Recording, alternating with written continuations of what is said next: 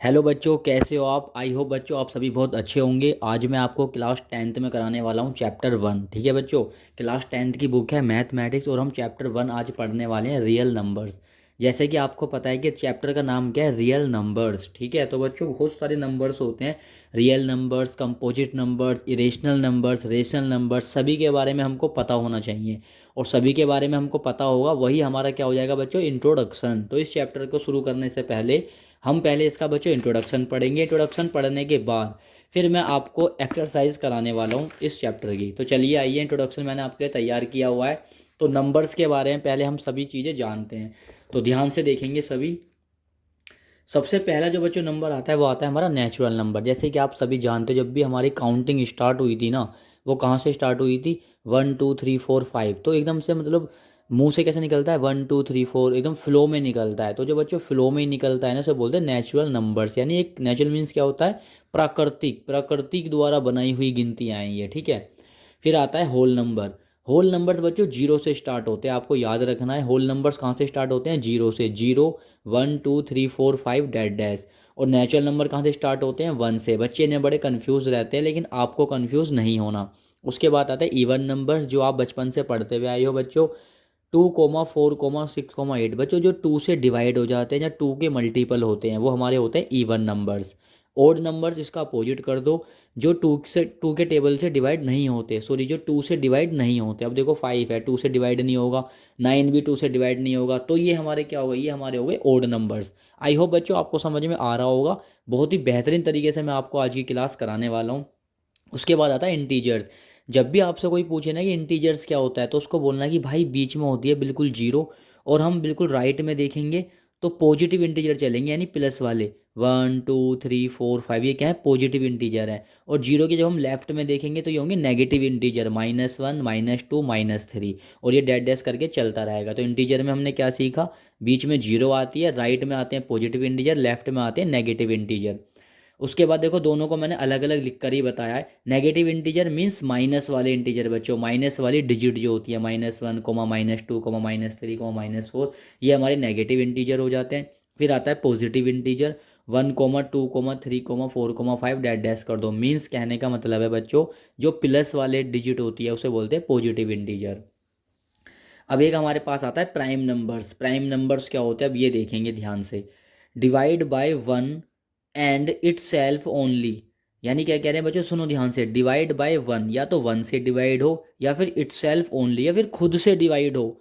तो ऐसे नंबर जो ओनली 1 से डिवाइड होते हैं और खुद से डिवाइड होते हैं बच्चों, वो होते हैं प्राइम नंबर्स। आइए अब सीखते हैं। ऐसे नंबर जो एक तथा अपने आप से डिवाइड होते हैं प्राइम नंबर्स कहलाते हैं। जैसे कि मैंने आपको सबसे पहले यहाँ पे क्या लिख के दिखाया, 2 3 5 7 11 अब देखो प्यार से देखो भाई, हमने यहाँ पे क्या देखा, टू जो है ना भाई, टू 1 के टेबल में आता है, 1 2 जा 2।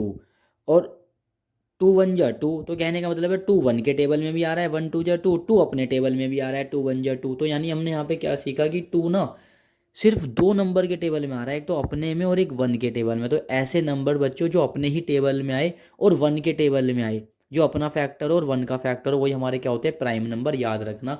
जैसे देखो 2 3 5 7 11 13 के बाद बताओ क्या आएगा प्राइम नंबर, चलो कमेंट करके बताओ फटाफट।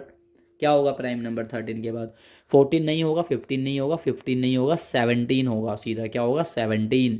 17 एक ऐसा नंबर है जो अपने टेबल में आएगा और 1 के टेबल में आएगा। अब बात करते हैं कंपोजिट नंबर की।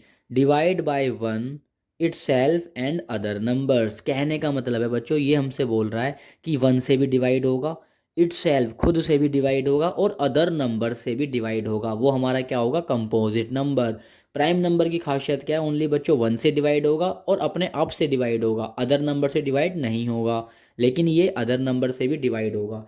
तो ऐसे नंबर जो एक और अपने आप तथा अन्य नंबर से भी डिवाइड होते जाते हैं, कंपोजिट नंबर कहलाते हैं। सबसे पहले हमने बच्चों यहाँ पे 4 लिखा, आप देख सकते हो सबसे पहला कंपोजिट नंबर बच्चों क्या होता है, 4 होता है। अब 4 देखो 1 के टेबल में आता है, 1 4 जा 4। 2 के टेबल में आता है, 2 2 जा 4। और 4 1 जा 4 अपने टेबल में भी आता है। तो बच्चों देखो दो से ज़्यादा नंबर हो गए। जब भी दो से ज़्यादा नंबर होते हैं, दो से ज़्यादा फैक्टर होते हैं किसी भी एक नंबर के, उसे हम क्या बोलेंगे, कंपोजिट नंबर्स। कोई भी नंबर उठा लो आप। यहाँ आपने कहा 10 उठा लिया, चलो आपने 10 उठाया भाई, मैं बोलूँगा देखो 10 ना आपका 1 के टेबल में आएगा, 1 10 जा 10। 10 आपका 2 के टेबल में आएगा, 2 5 जा 10, और 10 बच्चों 5 के टेबल में भी आएगा, कितना आएगा 2 5 2 जा 10, और 10 प्यारे बच्चों अपने टेबल में भी आएगा 1 10 जा 10। तो हम यहाँ पे क्या देख रहे हैं कि 10 के बच्चों दो से ज़्यादा फैक्टर है, और जब भी दो से ज़्यादा फैक्टर होते हैं वही हमारा क्या होता है, कंपोजिट नंबर। आई होप बच्चों आपको ये क्लास समझ में आ रही होगी, ठीक है। इसके बाद अब हम यहाँ पे देखेंगे, देखो इसके बाद आपको अपने इसी पेज पे ध्यान देना है। अब आता है हमारे पास रैशनल नंबर्स बच्चों, ऐसे नंबर, ऐसे सभी नंबर जो पी अपॉन क्यू की फॉर्म में होते हैं, या फिर बट्टे की शक्ल में, बट्टे की शक्ल में मतलब अपॉन में होते हैं, या फिर फ्रैक्शन के रूप में लिखे जाते हैं, उनको हम क्या बोलते हैं, रैशनल नंबर। दोबारा सुनो, रैशनल नंबर क्या होते हैं, जो बच्चों पी अपॉन क्यू की फॉर्म में लिखे जाते हैं। मान लो मैंने यहाँ पे लिखा 3/7, 9/25, तो आप बोलोगे सर ये तो पी अपॉन क्यू की फॉर्म में बनना है, ऊपर पी है नीचे क्यू है। तो भाई अगर पी अपॉन क्यू की फॉर्म में बनना है तो बोल दो क्या हो जाएगा, रैशनल नंबर्स, ठीक है। अब हम इसकी पहचान करेंगे। देखो रैशनल नंबर्स ना पॉइंट के बाद पूरे सोल्व होते हैं, याद रखना, रैशनल नंबर की पहचान है पॉइंट के बाद पूरा सोल्व होगा। सपोज करो आप 24 को 4 से डिवाइड कर रहे हो, तो भाई हमने इसको डिवाइड किया तो ये यहाँ पे आके रुक गया, ठीक है। पॉइंट लगाया तो यहाँ पे क्या आ गई 0, 4 5 क्या हो गया 20 हो गया। देखो पूरा डिवाइड हो गया ना पॉइंट के बाद, तो इसे बोलते हैं टर्मिनेट। क्या बोलेंगे, टर्मिनेट।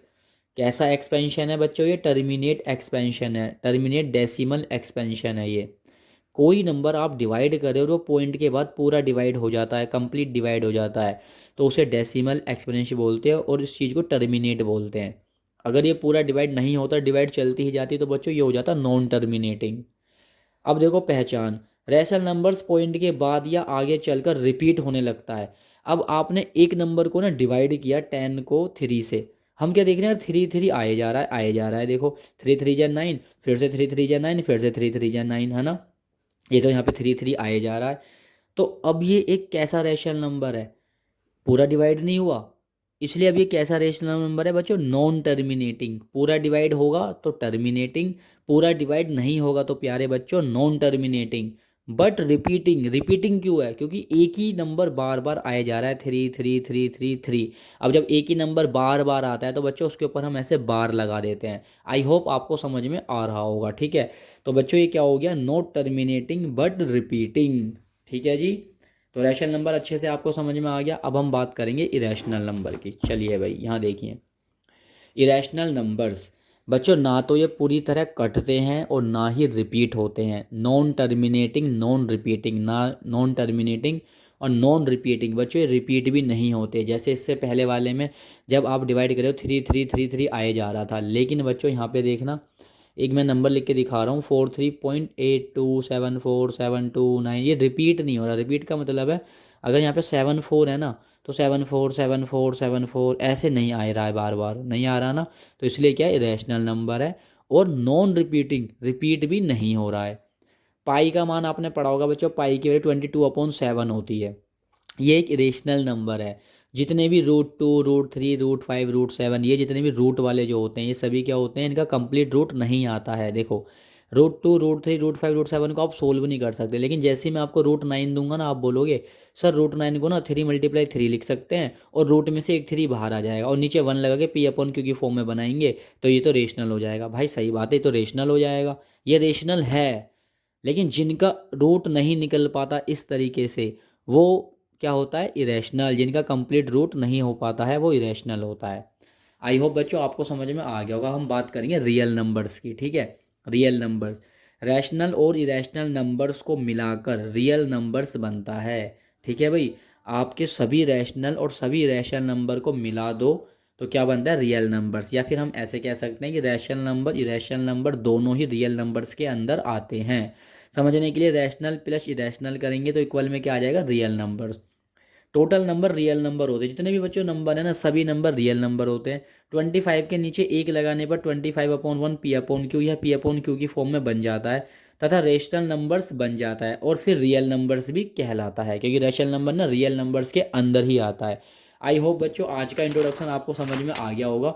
अब मैं आपको एक्सरसाइज 1.1 इसकी कराऊंगा बहुत ही बेहतरीन तरीके से। इंट्रोडक्शन तो मैंने आपको बोलकर समझा दिया, इसके नोट्स मैंने बनाए हुए हैं, मैं एक्सरसाइज भी आपको बोलकर ही समझाऊंगा, लेकिन आने वाले जो चैप्टर हैं वो मैं आपको अच्छे से लिख करके समझाऊंगा। तो मैं कोशिश करता हूँ बच्चों, अब जो मैं आगे वाले क्वेश्चन आपको कराने वाला हूँ ना एक्सरसाइज 1.1 के, वो मैं आपको खुद लिख के कराऊंगा एक एक, ठीक है, जिससे कि आपको और अच्छे से समझ में आए।